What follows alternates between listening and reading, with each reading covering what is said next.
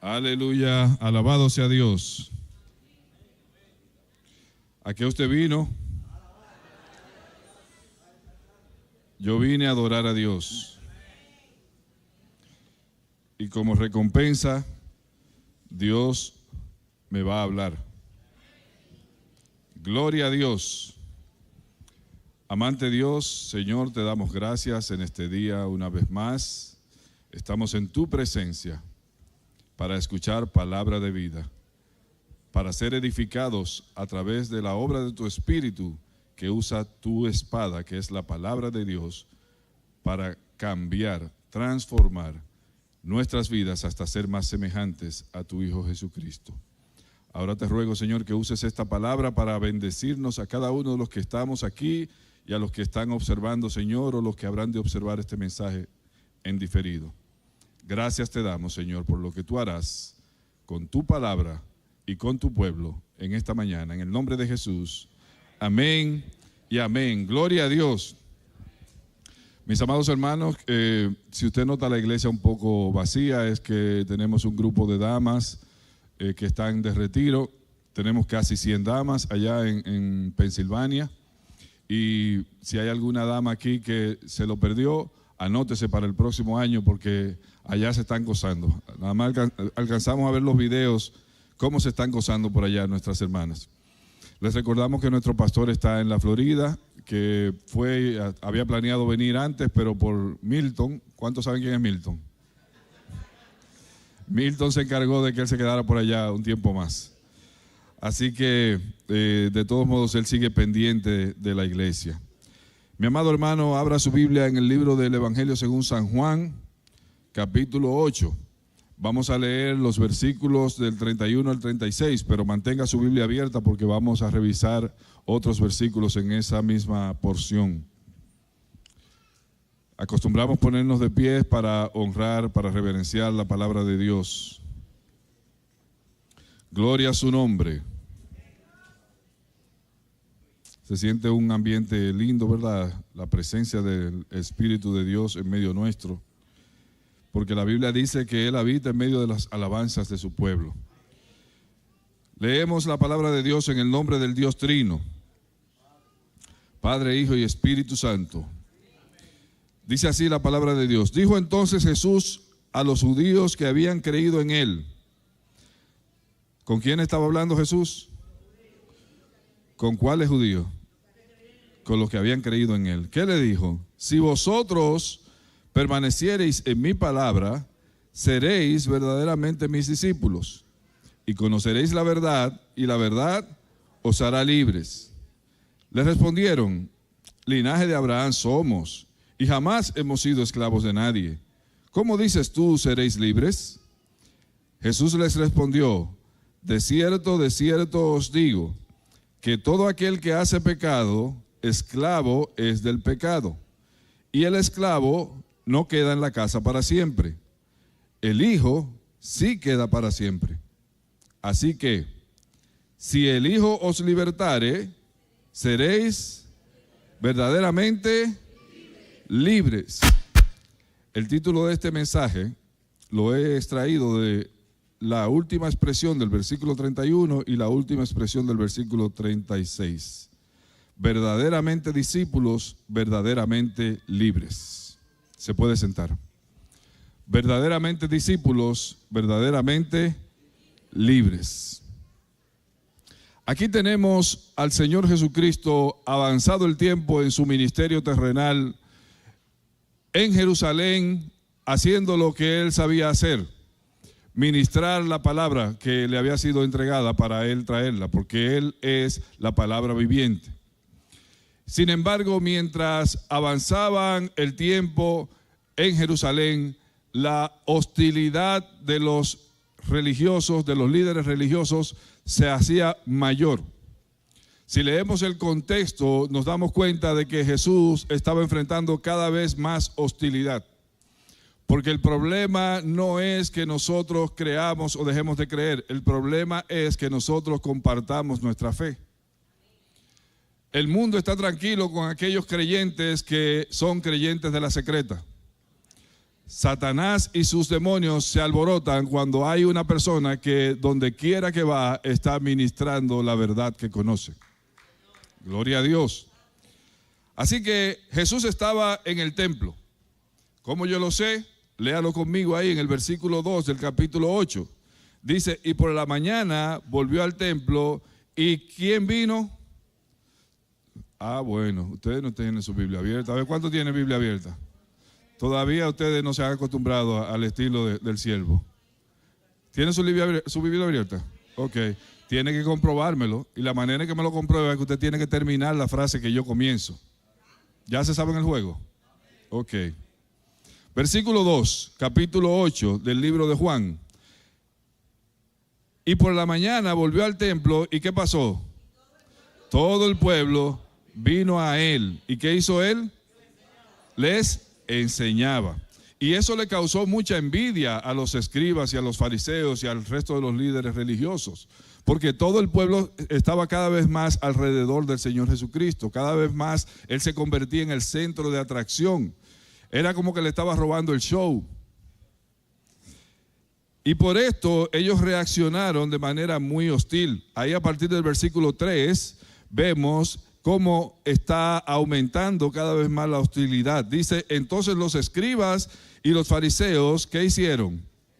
Le trajeron a una mujer sorprendida en adulterio y poniéndola en medio, le dijeron, maestro, esta mujer ha sido sorprendida en el acto mismo de adulterio y en la ley nos mandó Moisés apedrear tales mujeres. ¿Qué estaban ellos? ¿Interesados en cumplir la ley o interesados en ponerle un gancho al Señor Jesucristo? Los que no son dominicanos no saben lo que es un gancho, pero se lo voy a explicar. Es una trampa, es un lazo.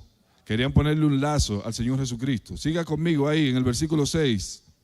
Mas esto decían tentándole para poder acusarle.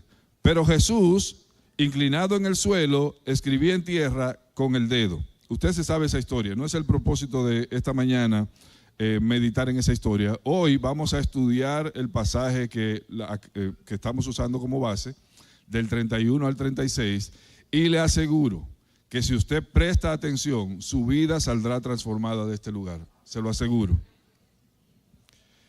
Esa hostilidad iba en incremento, creciendo, como les decía. En el versículo 13, por ejemplo, dice que los fariseos le dijeron, tú das testimonio de ti mismo, tu testimonio no es verdadero. En el versículo 19 le dijeron, ¿dónde está tu padre? Jesús respondió, ni a mí me conocéis, ni a mi padre si a mí me conocieses, a mi padre conoceríais. En el versículo 22 dice, decían entonces los judíos, ¿acaso se matará a sí mismo? Dice, a donde yo voy, vosotros no podéis venir. En el versículo 25 dice, entonces le dijeron, ¿tú quién eres? Jesús le dijo lo que desde el principio os he dicho. En otras palabras, Jesús estaba enseñando a todo el pueblo, pero no lo estaba haciendo con tranquilidad. Lo estaba haciendo con una hostilidad a su alrededor. Y aquello estaba causando confusión en muchas de las personas que lo estaban escuchando. Porque si usted lee todo el capítulo y los capítulos anteriores, usted se da cuenta de que había un debate en Jerusalén. ¿Y será este el Cristo? Algunos decían, y cuando el Cristo venga hará más señales que la que éste hace. Y los líderes religiosos decían, no, él no es el Cristo. Ustedes han visto que alguno de nosotros lo está siguiendo. Aparece por ahí incluso el señor Nicodemo diciendo, bueno, pero la ley no juzga a nadie sin antes escucharlo. Y le dicen ellos, tú también quieres ser uno de ellos, tú eres Galileo. En otras palabras, había mucho ruido en medio del mensaje que el Señor estaba transmitiendo.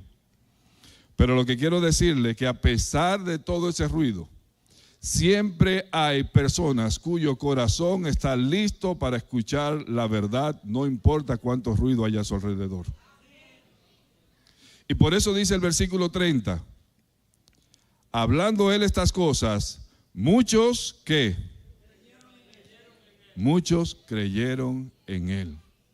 A pesar del ruido que le imponían los fariseos, los saduceos y el resto de los líderes religiosos, había algunos corazones sedientos que estaban enfocados escuchando lo que aquel hombre tenía que decir. Porque este hombre tenía palabras que eran diferentes a las de cualquier otro hombre sobre la faz de la tierra. Unos versículos antes dice que lo mandaron a buscar con unos alguaciles, lo mandaron a buscar preso. Y los alguaciles vinieron de allá para acá sin el preso. Y le preguntaron lo que lo enviaron, ¿y por qué no lo trajeron? Y ellos dijeron, nunca un hombre ha hablado así. Oh, mi alma adora a Dios. Y en medio de todo este ruido que escuchamos en este tiempo, hay una palabra verdadera que viene directamente del cielo y está escrita en este libro. Y si usted presta atención, le aseguro que al igual que aquellos, muchos de los que están aquí también van a creer en él. Ahora, aquí hay un problema. El problema es que en el versículo 31 estamos seguros que él le está hablando a esos creyentes. Porque dice, dijo entonces Jesús a los judíos que habían creído en él, ¿qué le dijo? Si permaneciereis en mis palabras, seréis ¿qué? Entonces présteme mucha atención. Quiere decir que no es lo mismo ser creyente que ser discípulo. No es lo mismo ser creyente que ser discípulo. Porque el Señor Jesús le está hablando a creyentes y le está diciendo que hay una condición para ser verdaderos discípulos. Entonces, el hecho de que usted crea no lo hace discípulo. ¡Ay, santo! Y pienso que eso es uno de los problemas principales que tiene la iglesia en estos tiempos.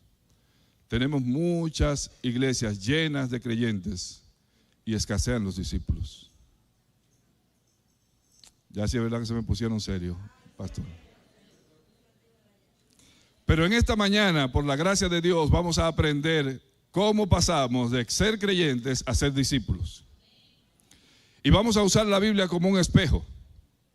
Usted lo vio allí en uno de los murales que teníamos durante el mes de la Biblia, que uno de los objetos con los que se compara la Escritura es con un espejo. Así que vamos a usar la Biblia como espejo. Y en esta mañana nos vamos a mirar y nos vamos a preguntar, ¿luzco como un creyente o luzco como un discípulo? Vamos a usar esta porción de la Escritura para mirarnos a nosotros mismos, no para mirar a otros. Esto no es una palabra para que usted se la aplique al que está a su lado, ni para que se le aplique a uno que no vino. Este es para que usted se le aplique a usted y se mire y se pregunte, ¿luzco como un creyente o luzco como un discípulo? Un creyente es uno que ha creído que Jesús es el Hijo de Dios. Retroceda conmigo un poco al versículo 24 del capítulo 8. Palabras del Señor Jesucristo. Por eso os dije que moriréis en vuestros pecados, porque si no creéis que yo soy, en vuestros pecados moriréis. Entonces, un creyente es uno que cree que Jesús es el Hijo de Dios. Oh, gloria a su nombre. Para ser discípulo, primero hay que ser creyente. No se puede saltar. Usted no puede pasar de ser un no creyente a ser un discípulo sin pasar por ser creyente. En otras palabras, la verdad que usted escucha de los labios del Señor Jesucristo, plasmada en su palabra, usted tiene que creerla. Pero eso es solo el primer paso. Creer es solamente el primer paso. Entonces, todo discípulo comenzó por ser creyente, pero no todo creyente ha llegado a ser discípulo. Está muy enredado eso. No está complicado, ¿verdad que no? Todo discípulo primero fue un creyente. Continúa siendo creyente, pero se convierte en un creyente discípulo. Pero no necesariamente un creyente es un discípulo.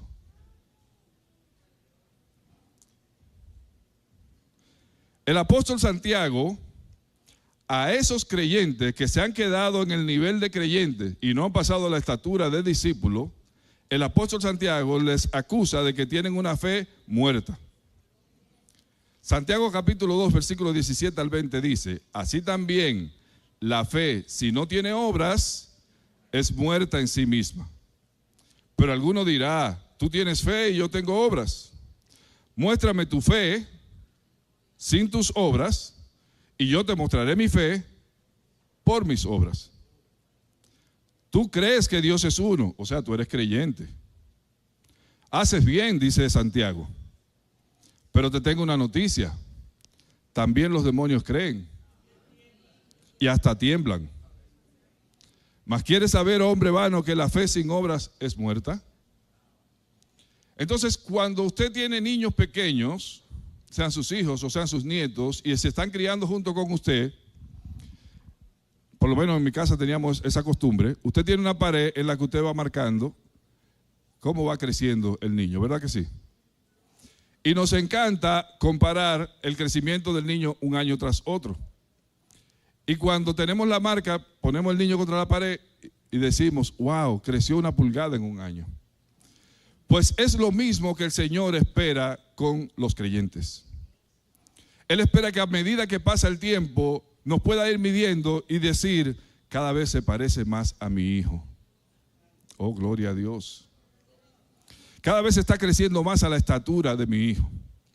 Ahora, si cuando usted lo mide este año se da cuenta que tiene la misma estatura que el año pasado, y el año que viene lo vuelve y lo mide y se da cuenta que tiene la misma estatura que tiene desde hace 2 años, usted se preocupa, ¿sí o no? Porque la expectativa es que esté creciendo. Oh, gloria a Dios. Va a ser enano, dice Titi. El Señor Jesús nos dio una definición muy clara de lo que es un discípulo. Mateo capítulo 10, versículo 24 al 25. Lo voy a leer en la nueva Biblia Las Américas. Un discípulo no está por encima del maestro, ni un siervo por encima de su señor. Le basta al discípulo llegar a ser como su maestro y al siervo como su señor. Entonces, ¿quién es un discípulo? Es uno que está creciendo a la semejanza de su maestro. Es uno que cada día más se parece a su maestro. Y volviendo al ejemplo del niño, a los padres nos encanta decir cada día se parece más a mí. ¿Cuánto han pasado por ahí? Pero hay un fenómeno curioso. Si vive junto con usted, no solamente se va a parecer a usted físicamente, se va a parecer en los ademanes, se va a parecer en los hábitos, se va a parecer en el timbre de voz, se va a parecer hasta cuando se sonríe. Cuando usted conoce a una persona y después de cierto tiempo conoce a un hermano de esa persona que usted no conocía, usted dice, se ríen iguales. Hablan igual, de hecho, tienen el mismo acento, tienen la misma entonación. Si yo no supiera que es fulano, lo confundiría con perencejo. De esa misma manera, en la misma medida en que usted pasa tiempo en compañía del Señor, usted se parece cada vez más a Él. Oh, gloria a su nombre.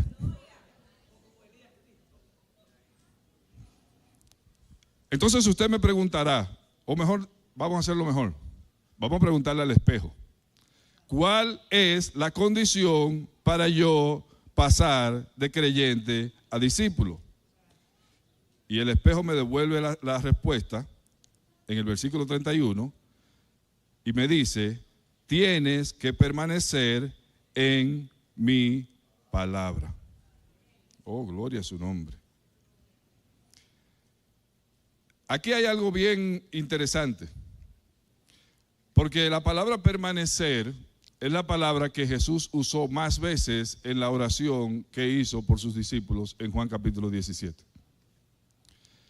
En Juan capítulo 15, cuando hablaba de la vid y los pámpanos, fue la palabra que él más usó también, permanecer. Y eso es una palabra interesante porque lo que significa es que usted primero tiene que estar y después tiene que quedarse. Se lo voy a poner un poco más sencillo. ¿Cómo yo sé que alguien permanece en un oficio o no? ¿Sabe cómo yo lo sé? Cuando al pasar el tiempo veo a la persona en el mismo oficio que lo vi hace un tiempo. Entonces quiero decirle, mi amado hermano, que la manera de aterrizar este mandamiento o esta indicación o esta condición que el Señor Jesucristo nos pone es que para permanecer en la palabra, usted primero tiene que tener conocimiento de la palabra. Si usted no tiene conocimiento de la palabra, no llegará a ser discípulo. No ahora, no dentro de un año y no dentro de 20, aunque se pase el resto de su vida diciendo que usted es creyente. Yo quisiera que no me miraran tan serio. Me está dando deseo de bajarme de aquí, honestly speaking. Pero tengo una palabra que tengo el deber de compartir. Mi amado hermano, no se llega a ser discípulo si todo lo que usted consume de la palabra de Dios es el mensaje que usted escucha el domingo en la iglesia. No se llega a ser discípulo si todo lo que usted sabe de la palabra de Dios es lo que le enseñan en la escuela bíblica los viernes. Se llega a ser discípulo cuando usted no solamente conoce las Escrituras, sino que usted estudia las Escrituras. Porque cuando usted estudia las Escrituras, el Espíritu de Dios toma la verdad que usted está escuchando y se la incorpora a sus hábitos y usted entonces llega a conocer la verdad.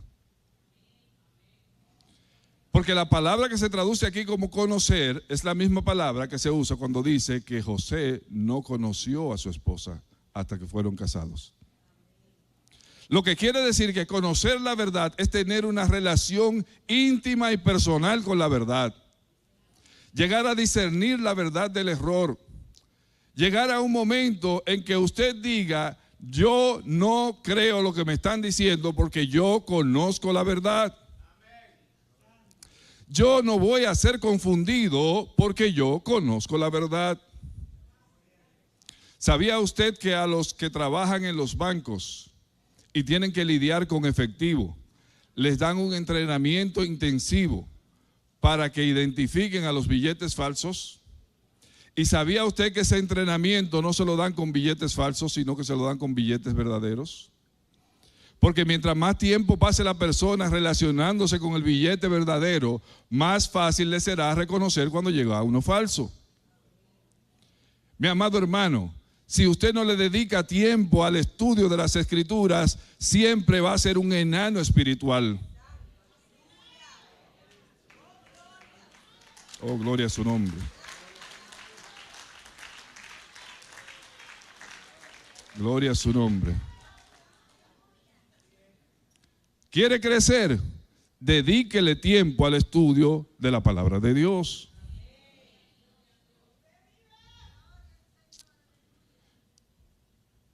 Si vosotros permaneciereis en mi palabra, vamos a hacer un ejercicio gramatical. En esta oración, ¿quién es el sujeto? Vosotros, o sea, usted y yo. Entonces, ¿para quién es el mandato? Para usted y para mí. Y si usted no pasa tiempo frente a la palabra y no medita en ella, ¿cómo va a permanecer en ella? Ahora, la palabra permanecer para algunas personas puede sonar como una palabra de inacción, de no hacer nada. Pero aquí es una palabra que exactamente significa lo contrario. Porque permanecer en la palabra no significa permanecer leyendo la Biblia 24 horas al día. Permanecer en la palabra significa ser fiel a las enseñanzas que la palabra de Dios le va dando a usted para usted vivir su vida conforme a ellas. Eso es permanecer en la palabra. Una persona porque se pase 24 horas leyendo la Biblia no quiere decir que está permaneciendo en la palabra. ¿Sabe cuándo usted sabe que esa persona está permaneciendo en la palabra? Cuando usted ve que en su accionar cada día está tratando de incorporar a su vida las verdades que ha aprendido en la palabra de Dios. Varón, pero es que muchas de las cosas que yo leo ahí yo no las entiendo. No se preocupe por las que usted no entiende. Preocúpese por las que el Espíritu de Dios le revela, le ilumina para que usted la incorpore en su vida. Las que usted no entiende, más adelante la entenderá.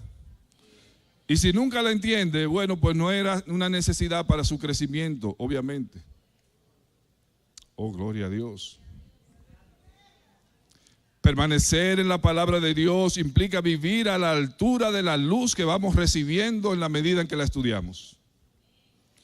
Si ya ayer aprendí que robar es malo, pues hoy yo decido que no voy a robar más. Si ya ayer aprendí que ser malediciente es malo, pues yo hoy decidí que no voy a maldecir más.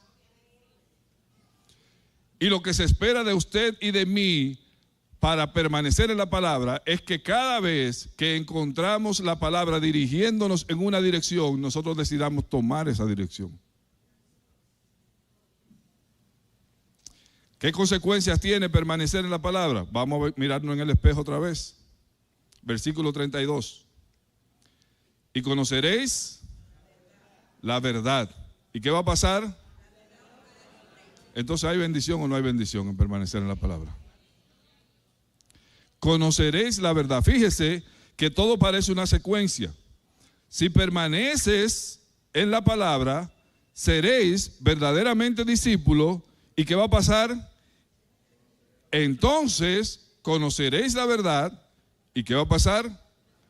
Esa verdad os hará libres. Ya les dije que lo que es conocer la verdad, ¿verdad? Es cierto. Conocer la verdad es descubrir la verdad y tener una relación íntima con la verdad. Conocerla de cerca, no de oídos, sino usted haberla experimentado. Ahora, me llama mucho la atención que aquí la palabra verdad está en singular, no está en plural. No dice conocerás las verdades, sino que dice conocerás la verdad. ¿Y sabe por qué está en singular? Porque es una persona. Es una persona, se llama Jesucristo. Y si quieres conocerlo, escudriña las Escrituras. ¿Lo digo yo? No, lo dice el espejo. Juan 5:39. Escudriñad las Escrituras, porque a vosotros os parece que en ellas está la vida eterna, y ellas son las que dan testimonio de mí. ¿Quién dijo eso? Entonces, ¿usted quiere conocer a Jesús? No es en una película, no es en el testimonio de un hermano que fue al infierno, que está bien, gloria a Dios, si usted fue al infierno. Es en la palabra de Dios. En la palabra de Dios.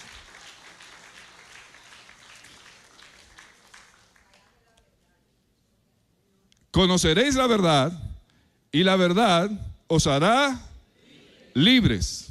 ¿Libre de qué? Primero, libre de la mentira, libre del engaño, libre del error, libre de la confusión, libre del temor y de todo aquello que implica no saber dónde usted está parado. ¿Qué va a pasar cuando yo me muera? Yo conozco la verdad. Yo no sé qué va a pasar con usted, pero la Biblia dice que yo, cuando muera, mi cuerpo irá a la tierra y mi alma y mi espíritu irán a la presencia del Dios vivo. ¿Y cómo yo lo sé? Porque conozco la verdad, porque está aquí. Yo la leí y yo la creí. Oh, gloria a su nombre.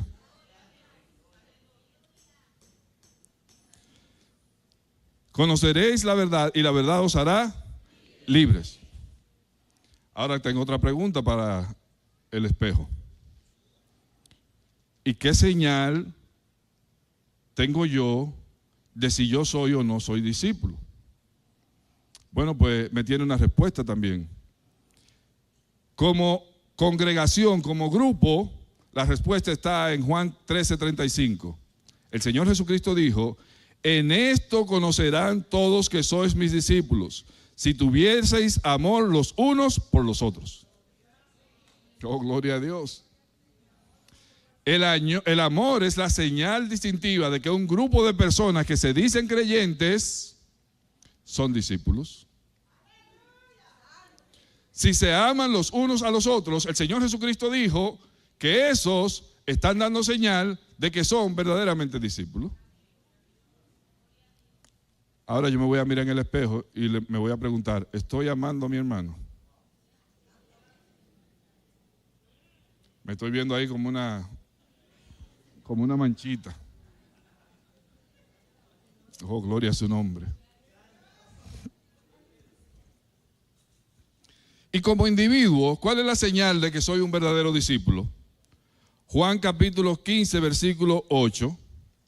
En esto es glorificado mi Padre, en que llevéis mucho fruto y seáis así mis discípulos. Déjame ver tu fruto. Déjame ver tu fruto. ¿Pero de qué fruto está hablando usted? Gálatas capítulo 5.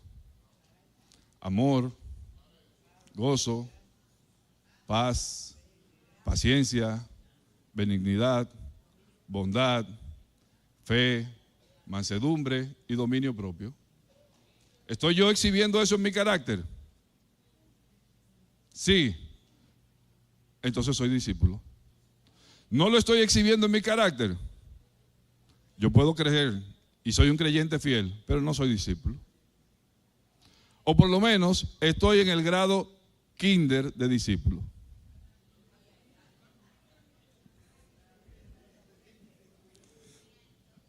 Yo creo que de esta no me invitan más a predicar aquí. Mi alma adora a Dios. ¿Cuántos se están mirando en el espejo esta mañana? ¿Cuántos se están mirando? Una vez más le digo, si usted decide mirarse en este espejo, saldrá de esta mañana transformado. Saldrá de este lugar esta mañana transformado.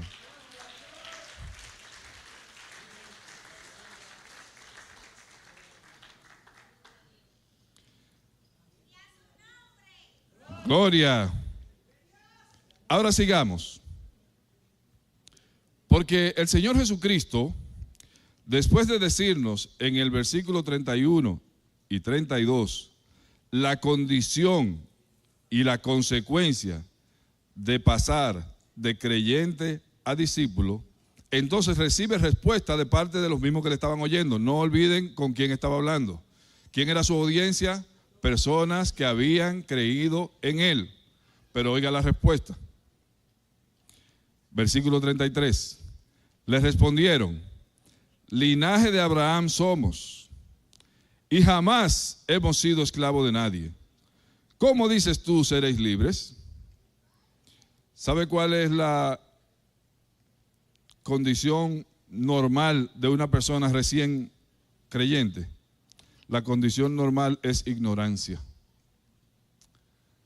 La condición normal de una persona que acaba de creer o que no ha pasado de creyente a discípulo es ignorancia. Y entonces no entiende. El Señor le habla y no entiende. ¿Por qué no entiende? Porque lo que es espiritual lo toma como material. Porque cuando nosotros somos recién nacidos espiritualmente, nosotros todavía tenemos una mentalidad carnal. Que todo lo que nos hablan lo entendemos en sentido terrenal. Pero el Señor Jesús le está hablando de una verdad espiritual. Oiga con lo que ellos salen. Pero ¿de qué esclavitud tú no estás hablando a nosotros? Si nosotros somos hijos de Abraham. Es como que una persona es como que una persona diga, pero ¿de qué tú me hablas a mí si yo tengo tantos años viniendo a la iglesia? ¿De qué esclavitud tú me estás hablando a mí si mi papá es pastor y mi mamá es pastora? ¿De qué esclavitud tú me hablas a mí si yo me he criado en la iglesia? No. Tú no estás entendiendo. No te estoy hablando de esclavitud material. Que por cierto, ellos eran esclavos materiales, pero la gente prefiere creer que no. Ellos preferían creer que no, pero ellos eran esclavos de los romanos, pero preferían creer que no. Y cuando el Señor Jesús les dice que serían libres, la primera respuesta de ellos es: pero ¿de qué pecado tú me hablas? Yo no he matado a nadie. Yo no he matado ni he robado. Esa es la respuesta clásica. Como que nada más hay dos pecados: matar y robar. Y cada vez que una persona me dice, yo no he matado ni he robado, yo le digo, ni Adán y Eva tampoco. Ni mataron ni robaron. Pero desobedecieron. Muchos creyentes ignoran su propia condición de esclavitud. ¿Por qué? Porque no se han confrontado en el espejo de la palabra. Algunos porque aún no han tenido tiempo, y tenemos que tener compasión y misericordia de ellos y brindarles la oportunidad y ayudarlos a crecer en el discipulado, porque el gran mandamiento, la gran comisión fue ir y hacer discípulos.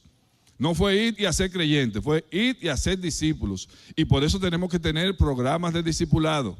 Y por eso tenemos que tener a personas que son nuevos creyentes y adoptarlas y ser sus padrinos e irlos encaminando, porque la condición natural es ignorancia. ¿Cómo llegamos usted y yo al evangelio? En ignorancia. Claro, como creímos en Jesucristo, ese mismo día podíamos irnos para el cielo, porque esa es la única condición, creer en Jesucristo.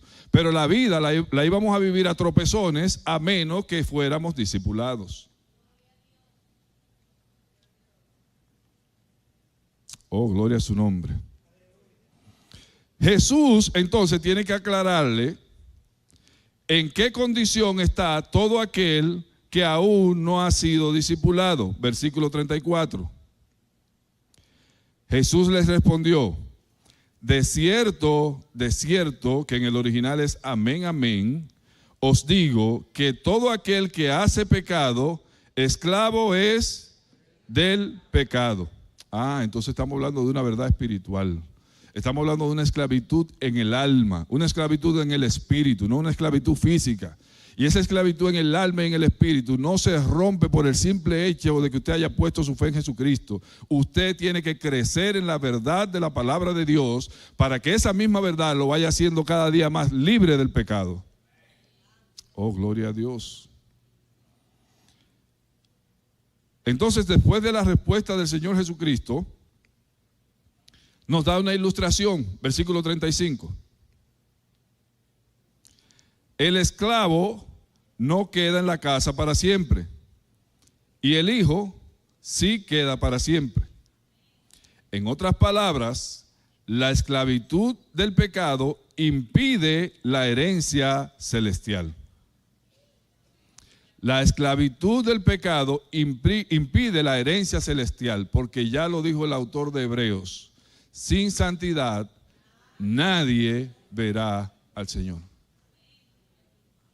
Y la única manera en que podemos crecer en nuestro proceso de santificación es cuando somos limpiados día tras día por el agua de la palabra de Dios.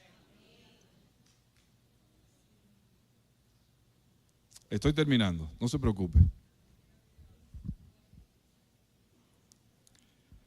Versículo 36.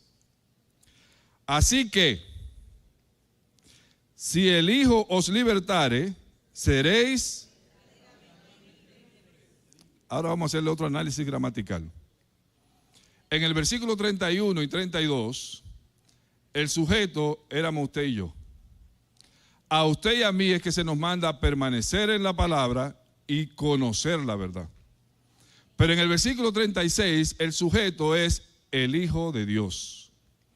Él es el que tiene el poder para libertarlo a usted y a mí de la esclavitud del pecado. No es algo que usted va a lograr por su fuerza de voluntad. No es algo que usted va a lograr por lo mucho que usted estudia.